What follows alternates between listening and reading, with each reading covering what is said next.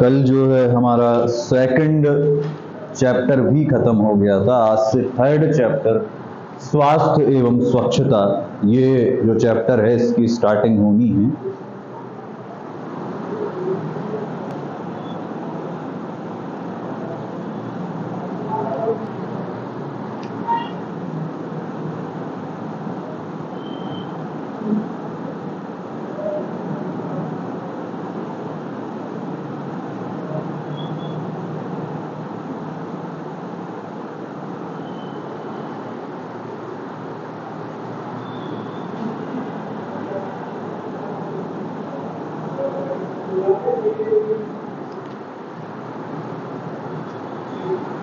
स्वास्थ्य एवं स्वच्छता।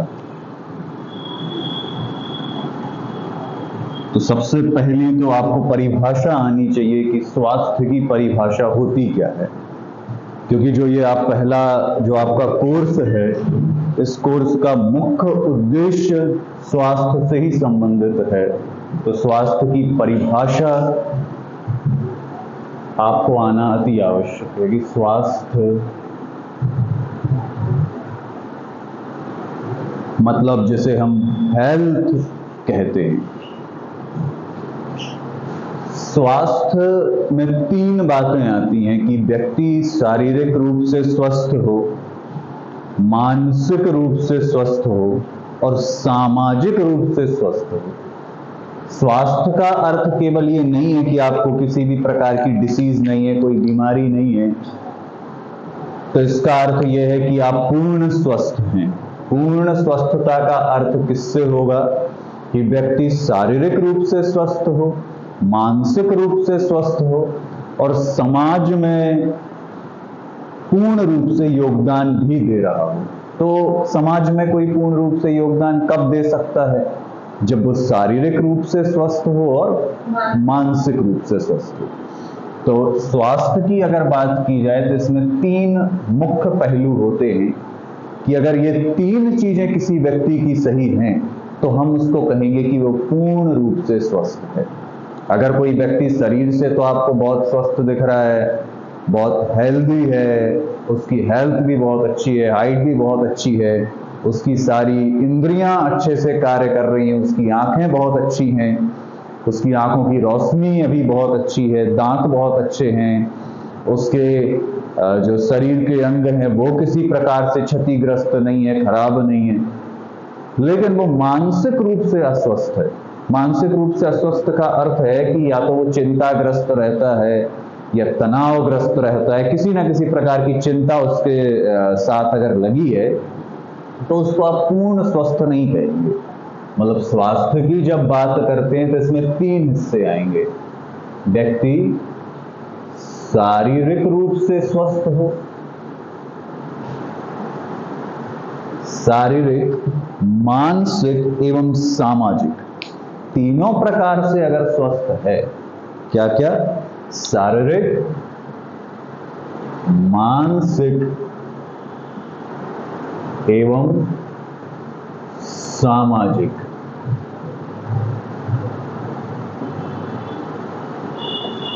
शारीरिक, मानसिक एवं सामाजिक रूप से स्वस्थ।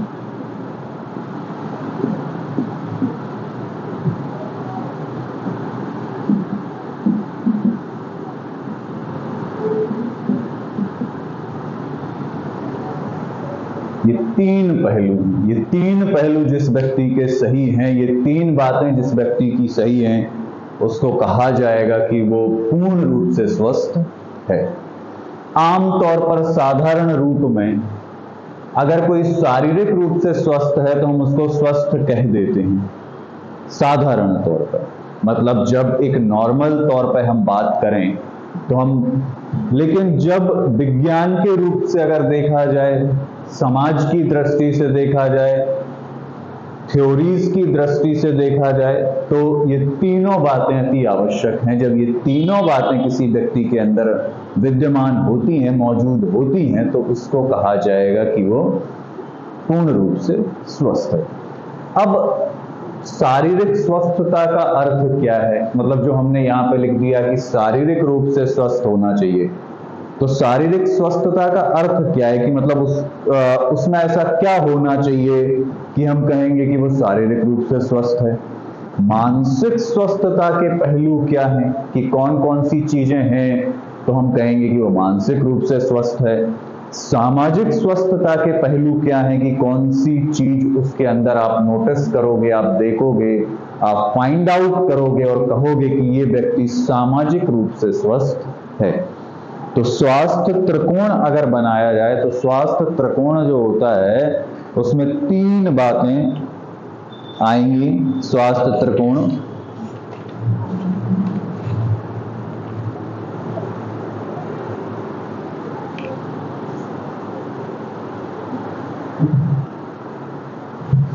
स्वास्थ्य त्रिकोण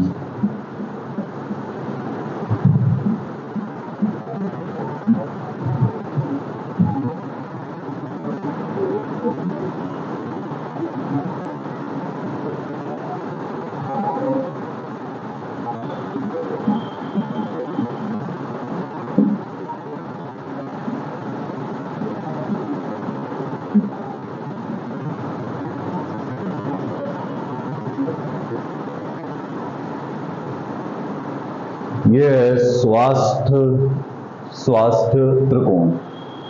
स्वास्थ्य त्रिकोण 3 चीजों से मूल रूप से मिलकर बना है। तो स्वास्थ्य की परिभाषा क्या हो जाएगी? स्वास्थ्य का अर्थ शारीरिक, मानसिक तथा सामाजिक स्वस्थता की स्थिति से है, ना कि केवल रोग मुक्त शरीर से। मतलब स्वास्थ्य का अर्थ जो अभी हम पहले भी आपको बता रहे थे कि आमतौर पर अगर आप स्वास्थ्य की बात करते हैं तो स्वास्थ्य की बात में व्यक्ति केवल यही कहता है कि शारीरिक रूप से स्वस्थ हैं। कैसे? शारीरिक रूप से अगर स्वस्थ हैं तो हम कह देते हैं कि वो स्वस्थ है।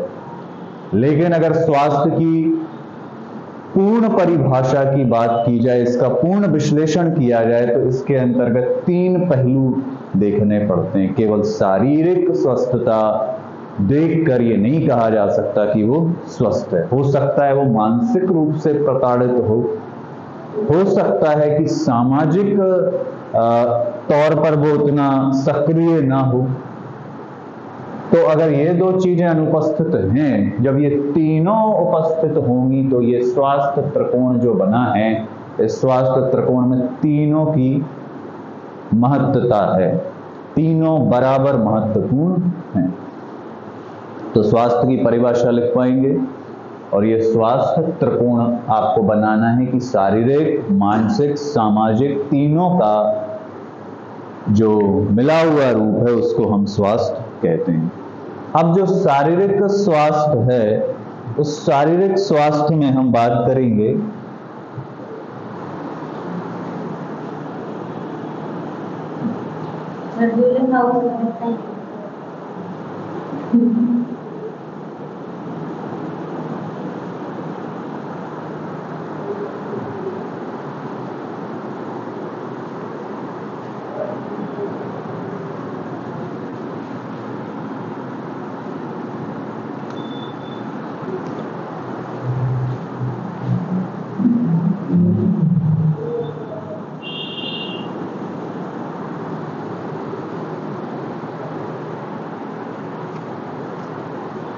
तो जो ये शारीरिक स्वास्थ्य है, शारीरिक स्वास्थ्य में कौन कौन से पहलू होंगे अब इनको देखते हैं।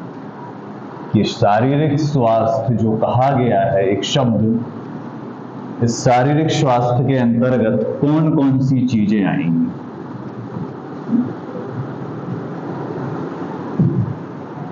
शारीरिक स्वास्थ्य में कौन कौन सी चीजें आएंगी, कौन कौन सी चीजें नोटिस करनी है हमें, किसमें? शारीरिक स्वास्थ्य में।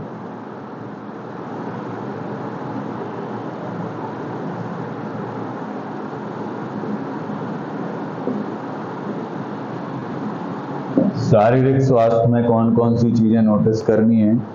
सबसे पहली बात, जिसके अंदर उत्साह और ऊर्जा हो, है ना, मतलब जो बहुत जल्दी किसी कार्य को करते हुए थकता ना हो, जिसके अंदर क्या हो? उत्साह हो, ऊर्जा हो, सुबह से लेकर शाम तक भी अगर वो कुछ करता रहे तो थके ना, टायर्ड ना हो जाए। तो फिजिकल वर्क भी कर ले, वो मेंटली वर्क भी कर ले, पढ़ाई लिखाई भी कर लेता हो, घर के भी काम कर लेता हो, उतना मतलब स्पोर्ट्स वगैरह भी कर लेता हो, मतलब सारे काम कर ले फिर भी थकता ना हो।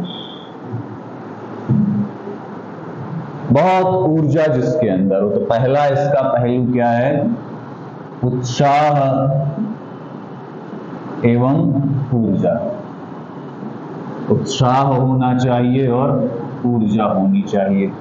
तो अगर उत्साह किसी के अंदर है, ऊर्जा किसी के अंदर है, तो कहा जाएगा कि वो शारीरिक रूप से स्वस्थ है। दूसरा, शरीर का गठाव अच्छा हो।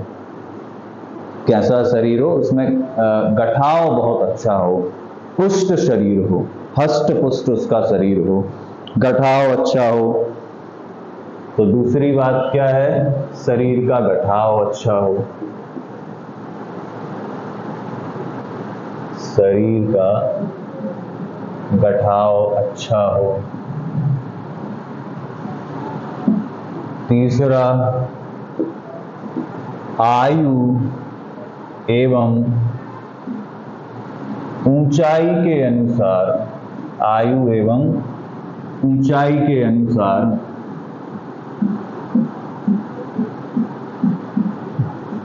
भार हो, मतलब वजन हो। आयु एवं ऊंचाई के अनुसार उसका भार हो। कैसा?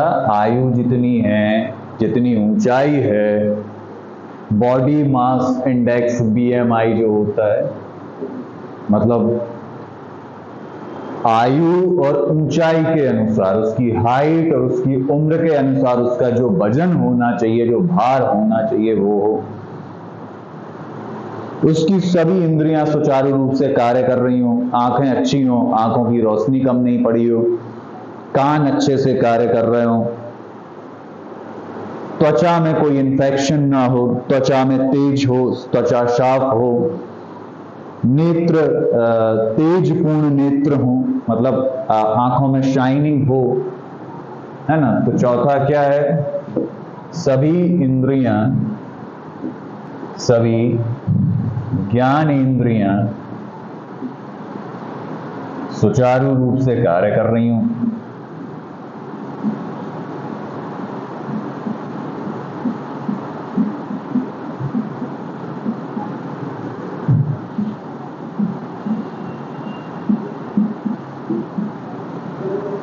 है ना, सभी इंद्रियां एकदम परफेक्ट हों, आंखें बहुत कमजोर ना हो, कान में कोई डिफेक्ट ना हो, फिफ्थ पार्ट है, त्वचा साफ हो। जिसकी त्वचा साफ हो, उसको किसी प्रकार का कोई त्वचा में जो चर्म रोग होते हैं, किसी प्रकार का कोई चर्म रोग नहीं है, त्वचा एकदम क्लियर और साफ है, उसमें कोई गंदगी नहीं है, कोई रोग नहीं है, कोई जो त्वचा के ऊपर फोड़े या फुंसियां निकल आती हैं वो नहीं है। फिर तेजपूर्ण नेत्र हों, मतलब जो आंखें हैं वो एकदम शाइन कर रही हों, क्योंकि किसी किसी की आंखें ऐसी डल हो जाती हैं। देखिए, किसी किसी की आंखें जो बहुत ज्यादा मोबाइल पर काम करते हैं, कंप्यूटर पर काम करते हैं, तो उनके जो नेत्र होते हैं, उन नेत्रों का जो तेज होता है वो तेज खत्म हो जाता है, कम हो जाता है। आंखें बहुत डल नजर आती हैं, थकी हुई नजर आती हैं, टायर्ड नजर आती हैं, लाल हो जाती हैं। तो ये ऐसा ना हो, एकदम बिल्कुल तेजपूर्ण नेत्र हो, तेजपूर्ण नेत्र हो।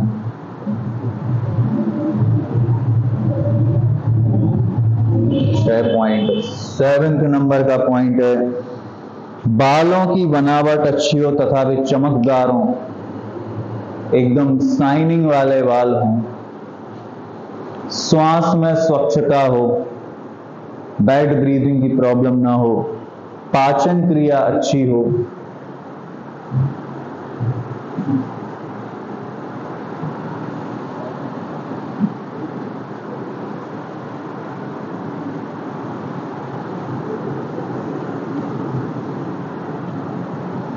फिर अगला क्या है?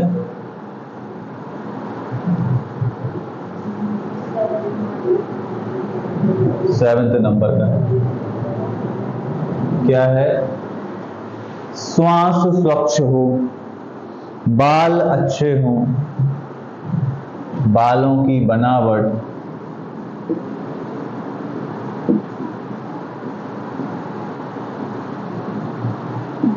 बालों की बनावट अच्छी हो, बाल चमकदार हों,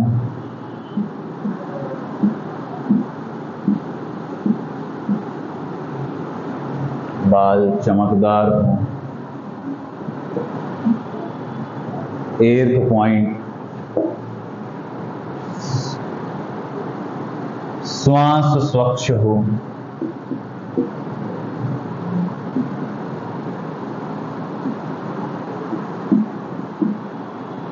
9th पॉइंट, अच्छी नींद आती हो,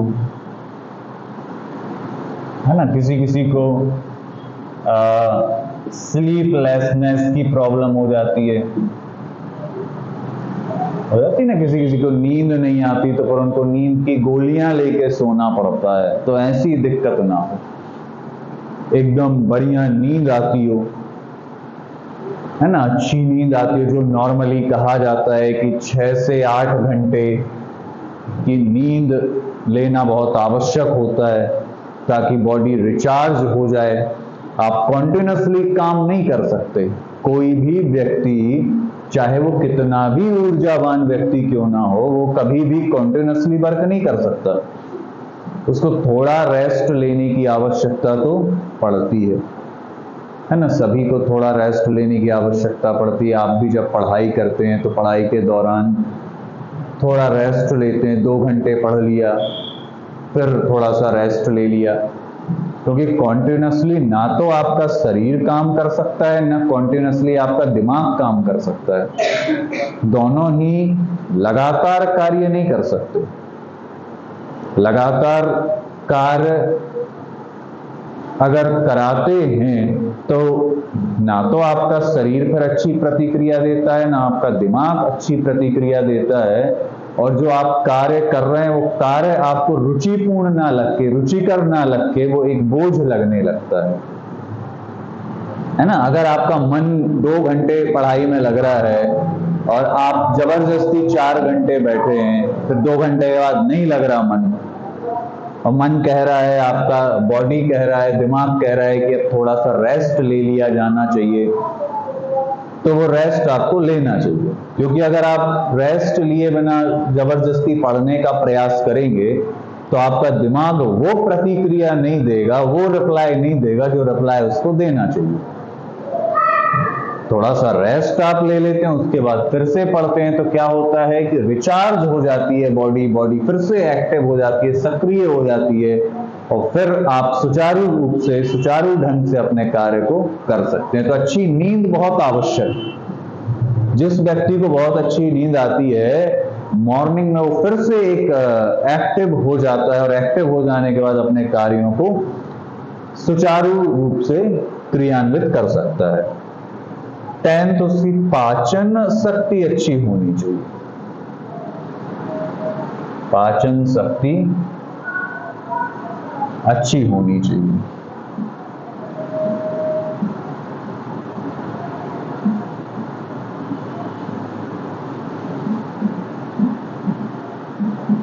ये बहुत आवश्यक बिंदु है। पाचन शक्ति बहुत आवश्यक बिंदु है, क्योंकि पाचन शक्ति जो है, अगर आपने जो कुछ खाया वो सही तरीके से डाइजेस्ट हुआ, सही तरीके से डाइजेस्ट होगा तो सही तरीके से सारे न्यूट्रिएंट्स आपको मिलेंगे, विटामिन्स आपको मिलेंगे, प्रोटीन्स आपको मिलेगा, फैट्स मिलेगा, मिनरल्स मिलेगा, कार्बोहाइड्रेट मिलेगा। अब अगर मान लीजिए आपने कुछ खाया है ना, कोई आपने मिल्क कंज्यूम करा, मिल्क खाया, प्रोटीन की कोई चीजें खाई, कोई फैट्स की चीजें खाई, कोई मिनरल्स की चीजें खाई, लेकिन हुआ क्या कि आप जो डाइजेशन सिस्टम है वो कमजोर है, सही तरीके से डाइजेशन नहीं हो पाया। तो जब सही तरीके से डाइजेशन नहीं हो पाएगा तो उसका नुकसान क्या है कि आपने जो कुछ खाया वो डाइजेस्ट नहीं हुआ। डाइजेस्ट नहीं हुआ तो आपको पूरे minerals, vitamins, proteins, fats, carbohydrates तो प्राप्त नहीं हुए। दूसरी बात, नुकसान और हो गया, वोमिटिंग हो जाएगा, लूज मोशंस हो जाएंगे। तो उससे क्या होगा कि नुकसान ही और हो जाएगा, कि आपका वाटर लॉस हो जाएगा बॉडी का, और कई नुकसान। तो पाचन शक्ति बहुत मजबूत होनी आवश्यक है, ताकि जो कुछ भी खाया गया है, जो कुछ भी खाया जा रहा है, वो पूरे तरीके से डाइजेस्ट होके, उसका पूरे तरीके से पाचन होके आपको उसका पूरा जो रिजल्ट है वो मिले, उसके सारे पोषक तत्व आपके शरीर में डाइजेस्ट होके आपको मिले, विटामिन्स वगैरह, प्रोटीन्स वगैरह, जो कुछ आपने खाया है। तो ये सारे बिंदु जो हमने लिखे हैं, अगर ये किसी व्यक्ति के अंदर मौजूद हैं, ये सारे बिंदु अगर किसी व्यक्ति के अंदर मौजूद हैं, पाए जाते हैं, तो क्या कहा जाएगा कि वो व्यक्ति किस रूप से स्वस्थ है? शारीरिक रूप से स्वस्थ है। ये सारे बिंदु अगर किसी व्यक्ति के अंदर पूरे पूरे मैच करते हैं तो कहा जाएगा कि वो व्यक्ति शारीरिक तौर पर पूर्ण रूप से स्वस्थ है। मतलब शारीरिक रूप से स्वस्थ है, पर स्वस्थ है इसके लिए अभी दो पहलुओं पर विचार करना और होगा। वो दो पहलू क्या हैं? मानसिक स्वास्थ्य और सामाजिक स्वास्थ्य। मतलब जब हमने शारीरिक स्वास्थ्य पर विचार किया, ये सारे बिंदु नोटिस करे, तो ये सारे बिंदु नोटिस करने के बाद हमने एक बात तो नोटिस करी कि वो व्यक्ति शारीरिक रूप से तो स्वस्थ पाया गया, क्या वो मानसिक रूप से भी स्वस्थ है? अब मानसिक रूप से स्वस्थ है या नहीं, ये चेक करने के लिए हमें किन बिंदुओं पर विचार करना होगा? कौन कौन से बिंदु ऐसे हैं जिनको हमें समझना होगा कि हाँ, अगर ये वाली बातें इस व्यक्ति के अंदर मौजूद हैं तो वो व्यक्ति शारीरिक रूप से स्वस्थ है।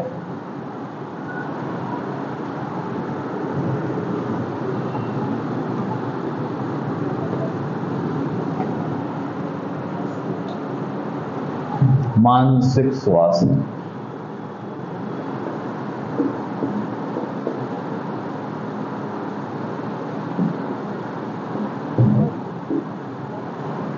मेंटल हेल्थ,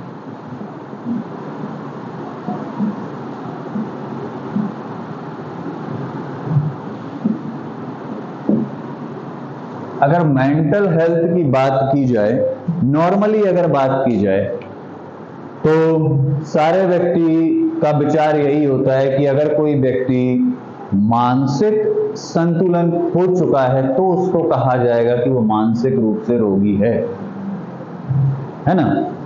अगर नॉर्मली आप किसी से पूछो, किसी पुस्तक को किनारे करके, किसी थ्योरी को किनारे करके, किसी विचार को किनारे करके अगर पूछा जाए कि भाई मानसिक रूप से अस्वस्थ आप किसको कहोगे, तो मानसिक रूप से अस्वस्थता की जब बात की जाती है तो इसका ज्यादातर विचार यही आता है कि जिसने अपना मानसिक संतुलन खो दिया है, उसको हम कहते हैं कि वो मानसिक रूप से कैसा है? रोगी। जैसे कोई मानसिक संतुलन खो देता है, पागल जिसको हम कहते हैं, जिसको हम मैड कहते हैं, जो पागल हो जाते हैं, पागल मैड जो हो जाते हैं, जो अपना मानसिक संतुलन पूर्ण रूप से खो देते हैं, तो ऐसे व्यक्तियों को ही हम क्या कहते हैं? मानसिक रोगी वो हैं। लेकिन मानसिक रोगी के अंतर्गत और भी चीजें आती हैं।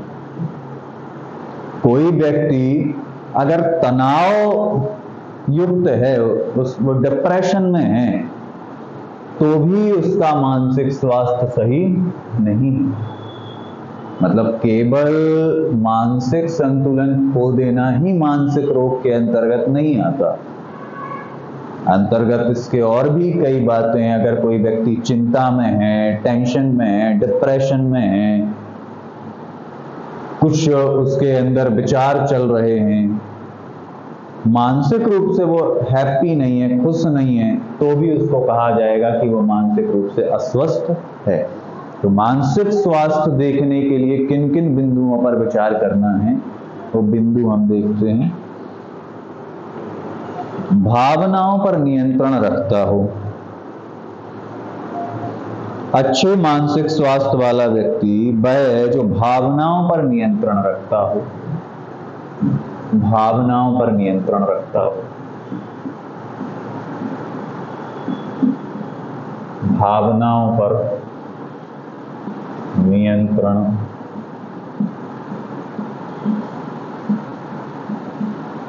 रखता हो। भावनाओं पर नियंत्रण रखता हो का मतलब है कि इमोशंस पर कंट्रोल रखता हो, है ना। गुस्सा आया तो एकदम से एग्रेसिव नहीं हो जाए। कुछ लोगों को देखा ना, गुस्सा आया बहुत एकदम एग्रेसिव हो जाते हैं, बहुत जल्दी उनको गुस्सा आ जाता है। कुछ भी थोड़ा सा, अगर थोड़ा सा कुछ गलत हो जाए या कुछ उनके साथ बुरा हो जाए तो वो बहुत ज़्यादा इमोशनली इमोशंस उनके निकल आते हैं, इमोशनल हो जाते हैं बहुत ज़्यादा। तो अपनी भावनाओं पर उसका नियंत्रण हो, ना तो बहुत जल्दी एग्रेसिव हो, ना बहुत जल्दी इमोशनल हो। एक भावनाओं पर उसने कंट्रोल बना रखा हो। अन्य लोगों की आवश्यकताओं के प्रति संवेदनशील रहता हो। अन्य लोगों की आवश्यकताओं के प्रति संवेदनशील रहता हो। अन्य लोगों की आवश्यकताओं, अन्य लोगों की आवश्यकताओं के प्रति संवेदनशील रहता हो।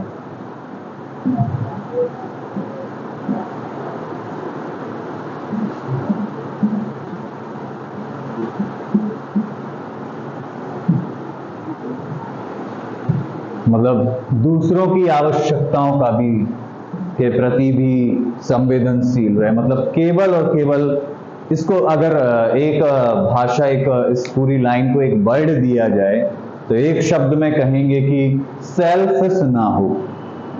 सेल्फिश का मतलब जानते हैं ना, स्वार्थी ना हो, केवल अपने विषय में ना सोचे, सबकी भावनाओं का ध्यान रखे, सबकी भावनाओं की कद्र करे, सबकी आवश्यकताओं का ध्यान रखे।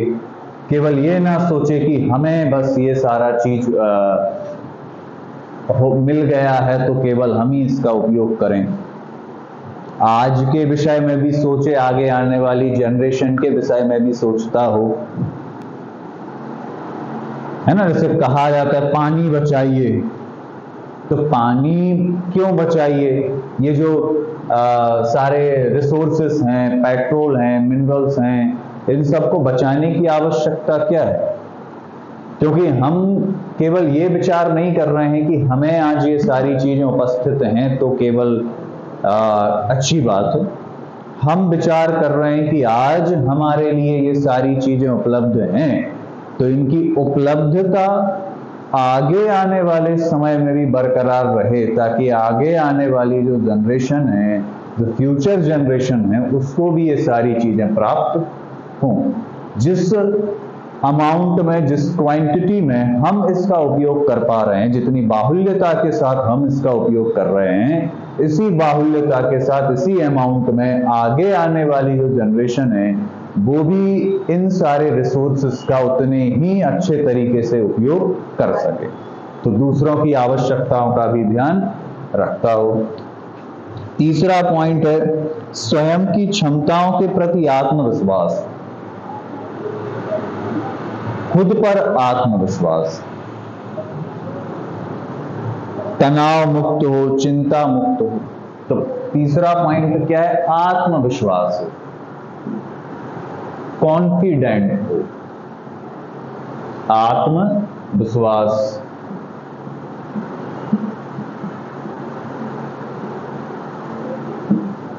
व्यक्ति कैसा हो? आत्मविश्वास हो उसको अपने ऊपर, अ वेरी कॉन्फिडेंट पर्सन। अगर पढ़ रहा है तो उसको यकीन हो कि मैं बहुत अच्छा करूंगा। ऐसा नहीं हो कि उसने पढ़ाई के लिए बुक्स तो ले ली, एडमिशन भी ले लिया और फिर डर गया बुक्स देख के कि ये तो बहुत कठिन सिलेबस है, ये तो बहुत कठिन चीजें हैं, मैं नहीं कर पाऊंगा। तो ऐसा नहीं होना चाहिए। उसको अपने ऊपर विश्वास हो, आत्मविश्वास हो कि मैं कर लूंगा, आई कैन डू इट। तो जो ये जिसके अंदर ये वाला विश्वास होता है कि मैं कर लूंगा, तो वो क्या कैसा है? वो मानसिक रूप से स्वस्थ है। आत्मविश्वास होता है ना कुछ लोगों को, कर लेंगे हम इसको। कुछ लोग आत्मविश्वासी नहीं होते, वो बहुत डरते हैं, नहीं मैं नहीं कर पाऊंगा। फोर्थ है चिंता मुक्त हो, तनाव मुक्त हो। चिंता मुक्त हो,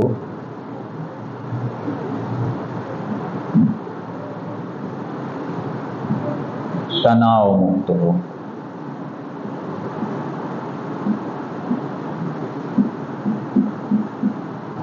किसी प्रकार की चिंता ना हो, टेंशन फ्री, किसी प्रकार का कोई तनाव ना हो, कोई डिप्रेशन ना हो।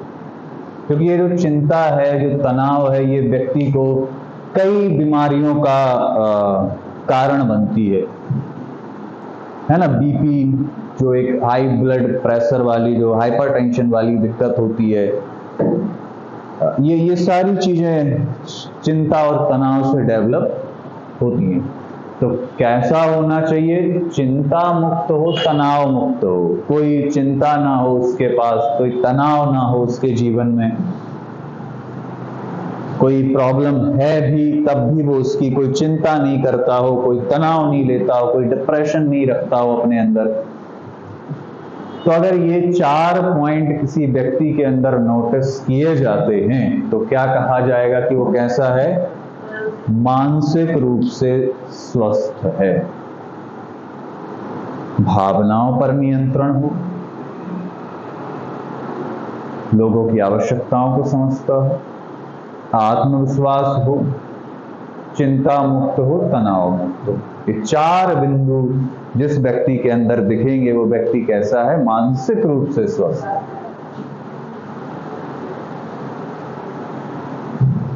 अब देखना है कि मानसिक रूप से स्वस्थ की बात तो हो गई, सामाजिक स्वस्थता का तात्पर्य क्या है? सामाजिक स्वस्थता जो शब्द है, इस सामाजिक स्वस्थता में कौन कौन से बिंदुओं पर ध्यान दिया जाएगा?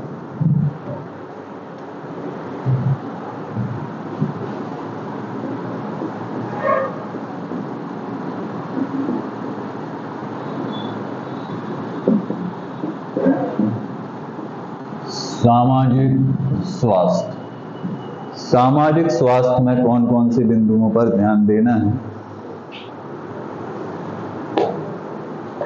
तो पहला बिंदु है, अपने आसपास के लोगों के साथ अच्छे तरीके से व्यवहार करता हो। उसका व्यवहार कैसा होना चाहिए? अच्छा व्यवहार होना चाहिए। पहली बात, अपने आसपास के व्यक्तियों के साथ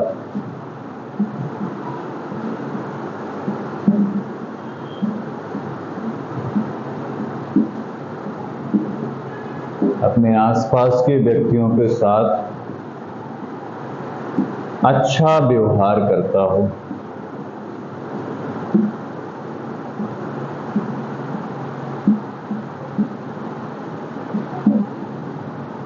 मतलब उसका व्यवहार बहुत बढ़िया हो।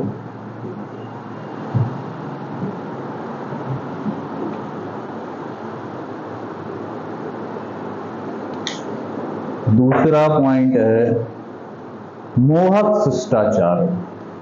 गुड मैनर्स, उसके बहुत अच्छे मैनर्स हों।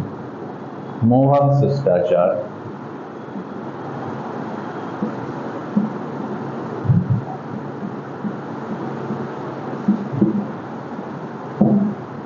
मोहक शिष्टाचार का अर्थ होता है कि उसके मैनर्स बहुत अच्छे हों। जो एक सामाजिक व्यक्ति को जिस प्रकार के मैनर्स होने चाहिए वैसे मैनर्स उसके अंदर हों।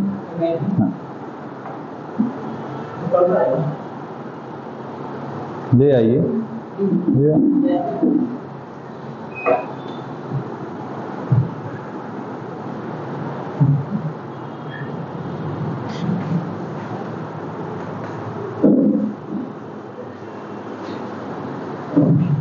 मोहक शिष्टाचार, मतलब उसका शिष्टाचार कैसा होना चाहिए? मोहक, अच्छा।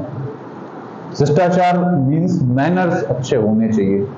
मैनर्स सिखाए जाते हैं ना स्कूल में, जब आप जाते हो तो मैनर्स सिखाते हैं आपको कि ऐसे मैनर्स रखो, जब टीचर निकले तो ऐसे उनको, हाँ, गुड मॉर्निंग करो, गुड इवनिंग करो, क्लास में एंटर होने के लिए पूछो, इस तरीके की जो सारे ये बातें आप सीखते हैं क्या है? मैनर्स। दूसरों की मदद करता हो और दूसरों के प्रति अपने उत्तरदायित्वों को पूरा करता हो। दूसरों की मदद करता हो।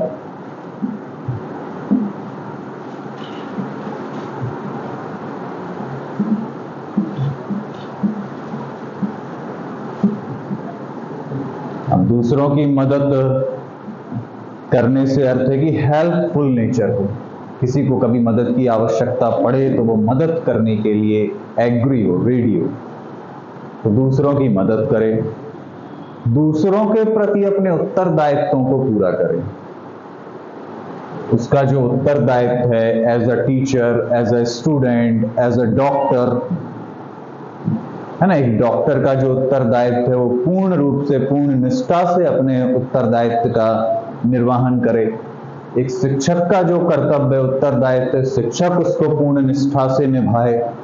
एक स्टूडेंट का जो कर्तव्य, एक स्टूडेंट उसको पूर्ण निष्ठा से निभाए।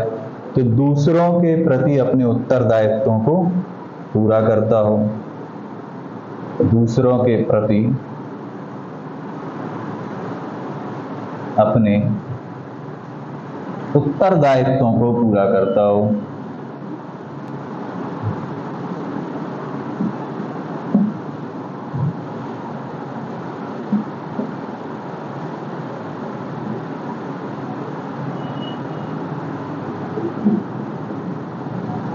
ये सारे अगर किसी के अंदर गुण मौजूद हैं तो वो क्या कहा जाएगा कि वो सामाजिक रूप से स्वस्थ है। क्योंकि हमने 3 प्रकार की जो स्वस्थता के आयाम देखे थे। जब ये तीनों आयाम किसी व्यक्ति के अंदर पूरे तरीके से देखे जाते हैं, या कोई व्यक्ति इन तीनों आयामों को फुलफिल करता है, इन तीनों कंडीशंस को फुलफिल करता है, तब उसको कहा जाता है कि वो व्यक्ति पूर्ण रूप से स्वस्थ है।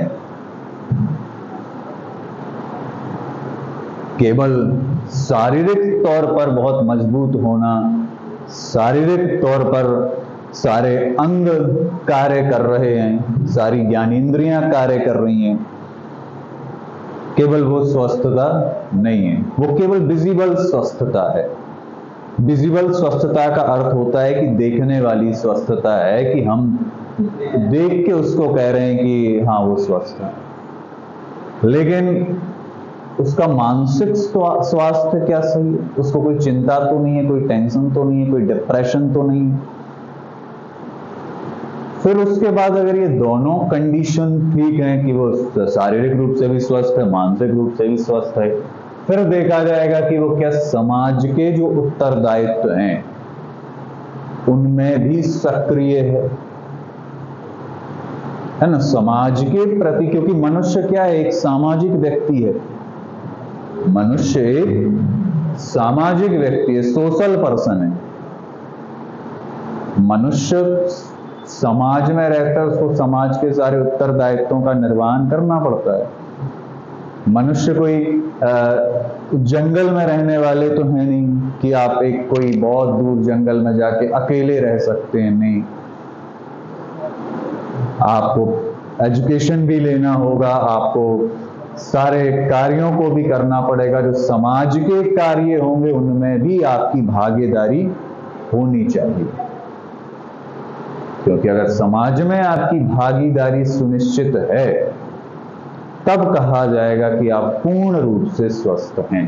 तो 3 आयामों को देखना है: शारीरिक स्वास्थ्य, मानसिक स्वास्थ्य और सामाजिक स्वास्थ्य। इसके बाद चलते हैं, तो स्वास्थ्य की सारी बातें हो गई कि कब कहेंगे कि कौन स्वस्थ है, कब कहा जाएगा कि कौन अस्वस्थ है। ये स्वस्थता और अस्वस्थता के पहचान के बिंदु हैं कि आप कैसे पहचानेंगे।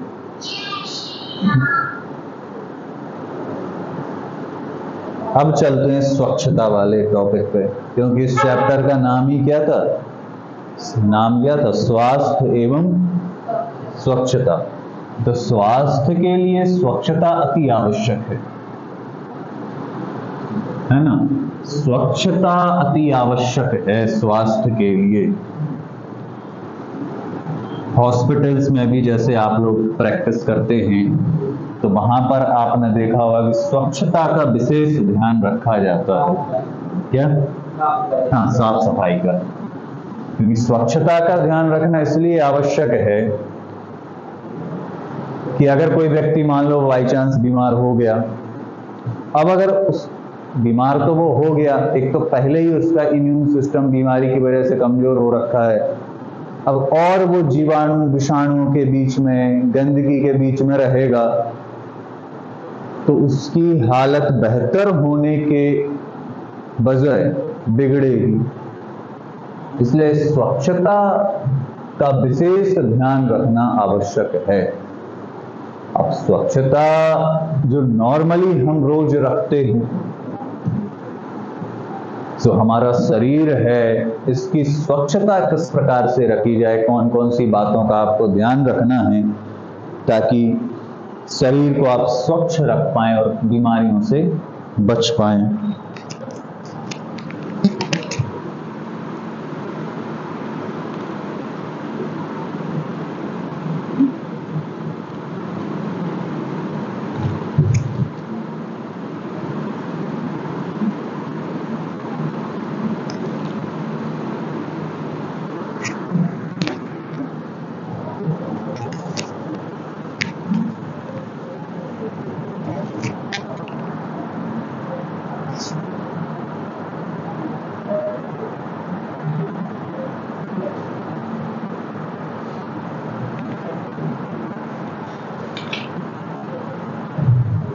अब स्वास्थ्य को प्रभावित करने वाले कारक।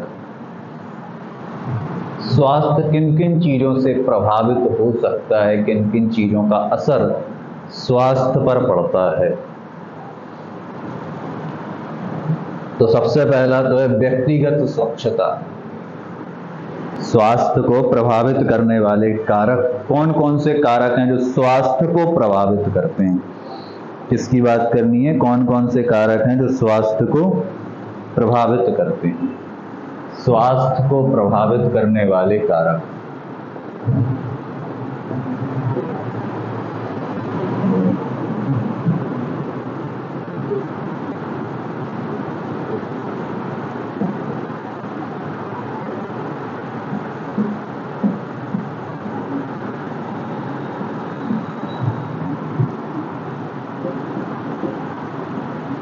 सबसे महत्वपूर्ण, सबसे आवश्यक पहला कार्य व्यक्तिगत स्वच्छता।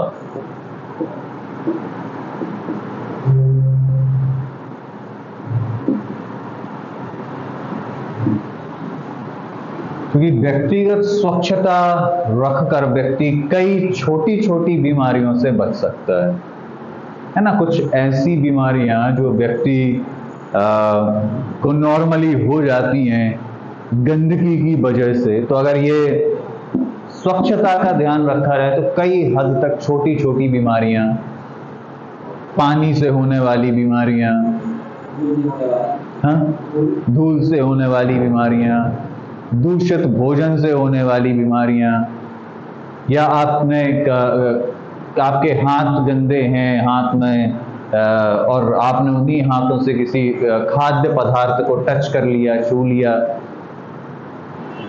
जो बर्तन आप उपयोग कर रहे हैं वो बर्तन उतने साफ नहीं है, आपके नेल्स साफ नहीं है, त्वचा साफ नहीं है, बाल साफ नहीं है, तो ये इन सारी चीजों से क्या होता है कि ये जो छोटी छोटी चीजें हैं, ये स्वच्छता वाली जो चीजें हैं, इनसे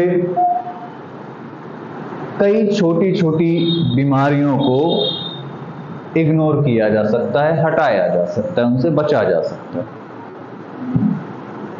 स्वच्छता दूसरा कारक है व्यायाम। दूसरा कारक क्या है? स्वस्थ रहने के लिए दूसरा महत्वपूर्ण कारक क्या है? व्यायाम।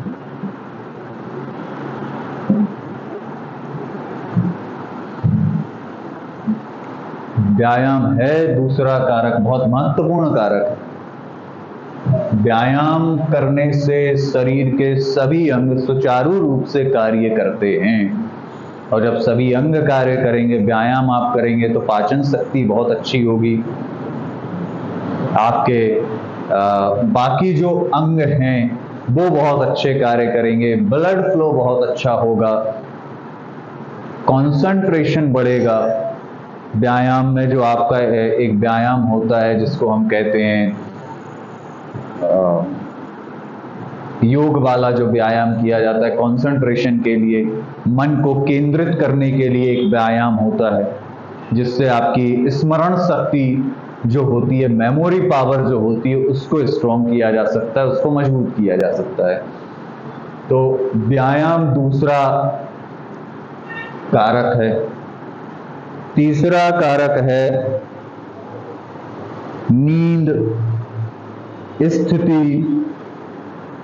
तीसरा कारक है नींद, जिस पर अभी हमने पहले भी बात करी थी कि अगर 6 से 8 घंटे की नींद, कंप्लीट नींद, जब हमने स्वस्थ शारीरिक स्वस्थता की बात करी थी, उस स्वस्थता में एक बात की गई थी कि अगर व्यक्ति को अच्छी नींद आती है तो कहा जाएगा कि वो स्वस्थ है। मतलब अच्छी नींद एक बहुत आवश्यक है शरीर को स्वस्थ रखने के लिए, क्योंकि नींद के बाद शरीर को जो आराम मिलता है वो दोबारा से सक्रिय होता है, एक्टिव होता है। आप कॉन्टिन्यूसली कार्य नहीं कर सकते, आप दिन रात काम नहीं कर सकते, ना तो आपका शरीर काम कर सकता है, ना आपका दिमाग काम कर सकता है। इसलिए रेस्ट बहुत आवश्यक है, क्योंकि रेस्ट के बाद, एक अच्छी नींद के बाद, नींद भी कैसी होनी चाहिए? पूरे तरीके से अच्छी लगनी चाहिए। किन्हीं लोगों को स्लीपलेसनेस की दिक्कत होती है, नींद नहीं आती, तो फिर वो दवाइयाँ लेके सोते हैं, हाँ, ड्रग्स लेके सोना पड़ता है उन्हें। तो अगर अच्छी नींद किसी को आ रही है, मतलब उसका स्वास्थ्य जो है वो बढ़िया रहेगा। तो एक ये आयाम भी है चेक करने का। अगर किसी को नींद नहीं आती तो उसको कहा जाएगा कि वो शारीरिक रूप से अस्वस्थ है। नींद आना बहुत आवश्यक है। दूसरा स्थिति, अगली कंडीशन क्या है? स्थिति, मतलब जो एटमॉस्फियर है, जो वातावरण है, वो भी अच्छा होना चाहिए। एक तो वातावरण से हमारा मतलब पर्यावरण वाला वातावरण, कि आप जिस जगह पर रहते हैं उस जगह पर ग्रीनरी हो, पेड़ पौधे लगे हों। अब जैसे आप जिस जगह पर रहते हैं, कहीं रहते हैं, वहां पर फैक्ट्रीज ही हैं, धुआं ही वहां पर निकल रहा है, वहां पर उनसे जो अपशिष्ट पदार्थ निकलते हैं, जो केमिकल्स निकलते हैं, जो खराब चीजें निकलती हैं, वो भी वहीं पर हैं। तो वहां की जो जगह होगी, वहां का जो वातावरण होगा, वो अशुद्ध वातावरण कहलाएगा। तो हम जिस जगह पर रह रहे हैं उस जगह का वातावरण भी पूर्ण रूप से अच्छा हो, वहां पर ग्रीनरी हो, पेड़ पौधे लगे हों, बहुत ज्यादा वाहन नहीं चलते हों, क्योंकि क्या, हाँ, क्योंकि देखो अगर बहुत ज्यादा वाहन चलते हैं तो वाहन से क्या है, एक तो धुआं निकलता है, केमिकल्स निकलते हैं। दूसरा नुकसान क्या है कि उनसे जो आवाज निकलती है, साउंड निकलता है, उससे ध्वनि प्रदूषण होता है। तो ध्वनि प्रदूषण से भी हम बचें। अब बचना, पूर्ण रूप से बचना तो नामुमकिन है ना, नामुमकिन ही समझ लो, पूर्ण रूप से आप नहीं बच सकते। अब जैसे मान लो आप स्कूल जा रहे हैं, कॉलेज जा रहे हैं, किसी काम पे जा रहे हैं, तो आपको इन सब चीजों का सामना करना पड़ेगा। कोई फैक्ट्री वर्कर है तो उसको फैक्ट्री में जाके काम करना पड़ेगा, तो केमिकल्स के साथ काम करना पड़ेगा। धुआं भी निकल रहा है तो वो भी उसकी बॉडी के अंदर जा रहा है। या हम एक जगह से दूसरी जगह तक जा रहे हैं तो बाइक का इस्तेमाल कर रहे हैं, या किसी बस से जा रहे हैं, या व्हीकल से जा रहे हैं, या रोड पे जा रहे हैं, तो रोड पे तो हजारों वाहन चल रहे हैं। तो उन सारे वाहनों के साथ जो धुआं निकल रहा है, उनकी जो ध्वनि निकल रही है, तो उसका सामना तो करना पड़ेगा। मतलब पूर्ण रूप से बच पाना, तो ये जो सभी पॉइंट हम लिख रहे हैं, इसमें से सभी पॉइंट पूर्ण रूप से प्राप्त करना तो मुश्किल है, लेकिन फिर भी जितना प्राप्त कर सकें, जितना बन पाए, जितना आप अच्छी जगह पर रह पाएं। इसके बाद बात करते हैं हमारे भोजन की आदतें। मतलब जो हमारा भोजन है उसकी आदतें बहुत अच्छी होनी चाहिए। भोजन की आदत से अर्थ है हमारा कि किसी भी प्रकार का दूषित भोजन, जो बाहर वाला भोजन होता है, किसी होटल का भोजन होता है, उसको कंज्यूम ना किया जाए। अब अगर किसी कारणवश कंज्यूम करना पड़ रहा है तो वो तो अलग बात है। जैसे मान लीजिए आप कहीं बाहर गए हैं तो डेफिनेटली आपको लेना ही पड़ेगा बाहर का फूड आइटम, लेकिन फिर भी जहां तक संभव हो सके, अब जैसे जो ऐसी कुछ शॉप होती है जहां पर खुले में ही भोजन रखा रहता है, खुले में ही खाद्य पदार्थ रखे रहते हैं, उन पे मक्खियां भी आ रही हैं, कुछ इंसेक्ट भी आ रहे हैं, हाँ, वो क्या बोलते हैं, अपने दूषित हाथों से ही, खराब हाथों से ही उसको खाद्य पदार्थ को लोगों को डिस्ट्रीब्यूट कर रहे हैं। दूसरा, पेपर पे बंद कर दिया है, आपने सुना होगा कि जो ये न्यूज़पेपर आते हैं उन पे खाद्य सामग्री नहीं दी जा सकती, हाँ, क्योंकि उसमें हाँ इंक जो रहती है उसमें केमिकल्स रहते हैं। तो जैसे ही आप किसी पेपर वाली जो लिखे हैं पेपर पे, अब वो पेपर आपने लिया, न्यूज़पेपर छपते हैं, उस पर ही उन्होंने कुछ खाद्य सामग्री रख दी, समोसे रख दिए, कुछ रख दिया, तो उससे जो है वो इंक जो होती है उसमें जो केमिकल्स होते हैं वो खाने को खराब कर देते हैं, टॉक्सिक एलिमेंट खाने में जोड़ देते हैं। इस वजह से खाद्य सुरक्षा विभाग ने न्यूज़पेपर पर खाद्य सामग्री बांटने को पूर्णतः बंद कर दिया है। अब खाद्य सामग्री न्यूज़पेपर वाले पेपर पर नहीं बांटी जा सकती। तो अगला क्या है, हमारी भोजन की आदतें अच्छी हों। भोजन की आदतें, अच्छा, भोजन की आदत से मतलब क्या कि हमारा भोजन पूर्ण रूप से बैलेंस्ड डाइट वाला हो। आपने एक वर्ड सुना है, बैलेंस्ड डाइट। बैलेंस्ड डाइट का मतलब ऐसी डाइट जिसमें हमारे शरीर के लिए जो आवश्यक पोषक तत्व हैं वो सारे आवश्यक पोषक तत्व प्राप्त हों। जितना प्रोटीन चाहिए, जितना विटामिन चाहिए, मिनरल्स चाहिए, फैट्स चाहिए, वो सब मिले। मतलब जो डाइट आप कंज्यूम कर रहे हैं उस डाइट में सारी चीजें शामिल होनी चाहिए। केवल प्रोटीन खा के आप हाँ, बॉडी के लिए केवल प्रोटीन खिला दो तो नहीं, केवल प्रोटीन ही, हर एक चीज की आवश्यकता है। विटामिन्स भी चाहिए बॉडी को, फैट्स भी चाहिए, मिनरल्स भी चाहिए। तो आपकी जो डाइट हो, आपका जो भोजन हो, उस आहार में सारे पोषक तत्व जिस मात्रा में होने चाहिए उसी मात्रा में आपको प्राप्त हो। तो सारे पोषक तत्व हमें निश्चित मात्रा में प्राप्त हो जाएं। दूसरी बात कि भोजन जो हमारा हो वो किसी प्रकार से दूषित ना हो, ऐसी जगह पर ना बनाया गया हो जहां पर गंदगी हो, ऐसे बर्तनों का प्रयोग ना किया गया हो जो खराब हों, ऐसी जगह पर ना रखा गया हो, खुला ना रखा गया हो, उसको ढक के रखा गया हो, पूर्ण रूप से पक चुका हो। तो ये भोजन की आदतें बहुत आवश्यक हैं। फिर है वातावरण व कपड़े। अगला है कि जो हमारा वातावरण है वो अच्छा हो। कपड़े, वातावरण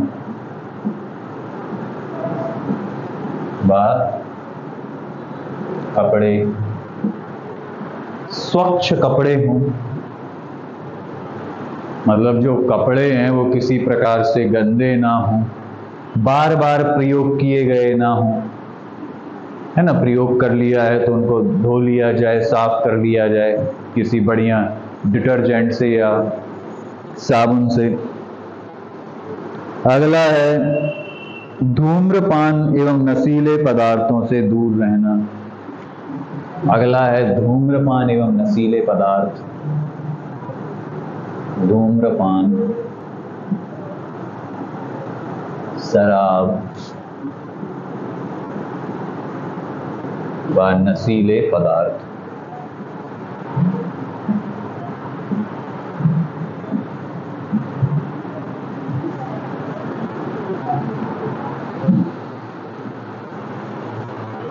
अगला क्या है कि धूम्रपान मुक्त। देखो, जब कोई धूम्रपान वाली सामग्री आपने देखी होगी, जो गुटखे का पैकेट होता है या जो पैकेट्स होते हैं उन पर चेतावनी लिखी रहती है। हाँ, धूम्रपान निषेध, और उसमें यह लिखा रहता है कि भाई इससे कैंसर हो सकता है। गुटखे के पैकेट पे खुद लिख के देते हैं कि इससे कैंसर हो सकता है। शराब का नुकसान तो सभी व्यक्ति जानते हैं, है ना, कि शराब पीने से आपकी मानसिक स्थिति पर असर पड़ता है, लीवर खराब हो सकता है।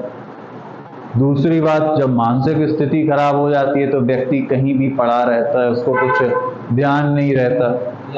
हाँ, मतलब सामाजिक तौर पर उसका बहुत बहिष्कार होता है ना। ऐसे व्यक्ति जो शराब का सेवन करते हैं, सामाजिक तौर पर उनको हे दृष्टि से देखा जाता है, उनको गलत माना जाता है, क्योंकि शराब पीने के बाद व्यक्ति अपने मानसिक संतुलन को खो देता है। शराब का निरंतर सेवन करने से उसका लीवर भी खराब हो जाता है, कई अंगों पर असर पड़ता है। तीसरी बात है नशीले पदार्थ, जिन्हें हम ड्रग्स कहते हैं, है ना। ड्रग्स की किसी किसी को आदत पड़ जाती है, तो आपने सुना होगा इंजेक्शन, ड्रग्स के इंजेक्शन लेते हैं कुछ लोग, जो आपका चरस आता है, गांजा आता है, हेरोइन आता है, ये सभी नशीले पदार्थ के अंतर्गत आते हैं। इन सभी नशीले पदार्थों के सेवन से शरीर पर बुरा प्रभाव पड़ता है और स्वास्थ्य पर इसका नकारात्मक प्रभाव है। इसका कोई सकारात्मक प्रभाव स्वास्थ्य की दृष्टि से नहीं है। तो ये सभी कारक जो हैं ये स्वास्थ्य को प्रभावित करने वाले हैं कि स्वच्छता रखी जाए, व्यायाम किया जाए, योग किया जाए, नींद अच्छी ली जाए, हमारी स्थिति अच्छी हो, वातावरण अच्छा हो, भोजन की आदतें अच्छी हों, जो भोजन लें वो पूरा उसमें सारी चीजें समाहित हों, सारे पोषक तत्व मिलें, दूषित ना हो, वातावरण अच्छा हो, कपड़े अच्छे हों, साफ। धूम्रपान, शराब और नशीले पदार्थ बहुत अधिक स्वास्थ्य पर प्रभाव डालते हैं। मतलब ये तो ऐसी चीजें हैं, अगर मान लीजिए कोई व्यायाम नहीं भी कर रहा है तो भी ज्यादा इफेक्ट शरीर पर नहीं आएगा। व्यायाम क्या करता है कि आपके शरीर को अच्छा करने का कार्य करता है, लेकिन अगर व्यायाम ना किया जाए तो ऐसा कोई विशेष शरीर पर असर उसका नोटिस नहीं किया जाएगा। अगर मान लो आपने 1 साल तक व्यायाम नहीं किया, कुछ कारणवश, पढ़ाई के चलते, एग्जाम्स के चलते कुछ, तो व्यायाम आपके शरीर को एक पुष्टि देगा, उसको बेहतर बनाने का प्रयास करेगा। लेकिन ये जो नीचे वाली 3 चीजें हैं, ये अत्यधिक नकारात्मक प्रभाव वाली हैं। इन सब में से सबसे ज्यादा नकारात्मक प्रभाव किसका पड़ेगा? धूम्रपान, शराब एवं नशीले पदार्थ का।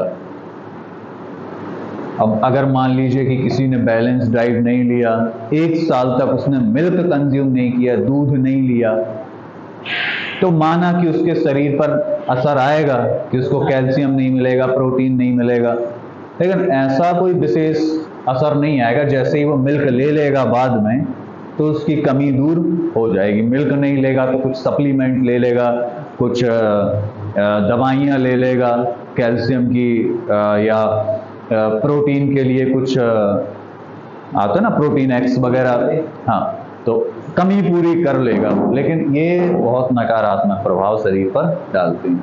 अब ये सारे पॉइंट एक एक करके हम देखेंगे कि किस प्रकार से ये सभी जो चीजें हैं, एक एक करके व्यक्तिगत स्वच्छता, व्यायाम, ये सारी बातें हमें देखनी है।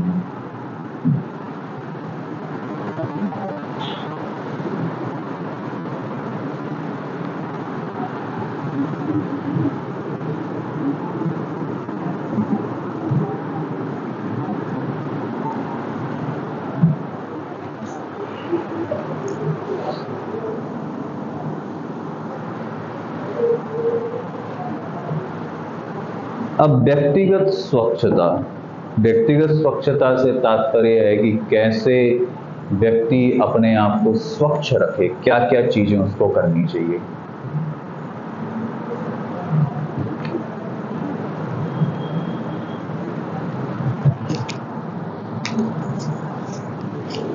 आप लोगों को पानी वगैरह तो नहीं चाहिए? ये अच्छा नहीं है, पुराना है। अब वहाँ चली जाओ आप और बोतल भी है।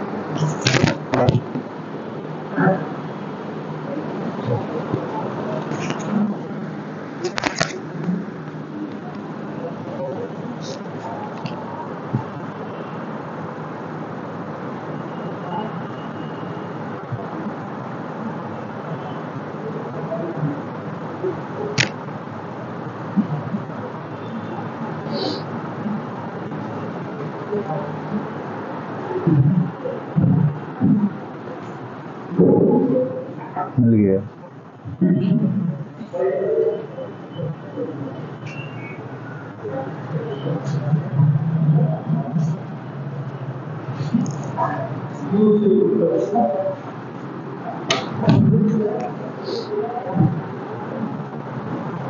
पहला जो इसका कारक है वो व्यक्तिगत स्वच्छ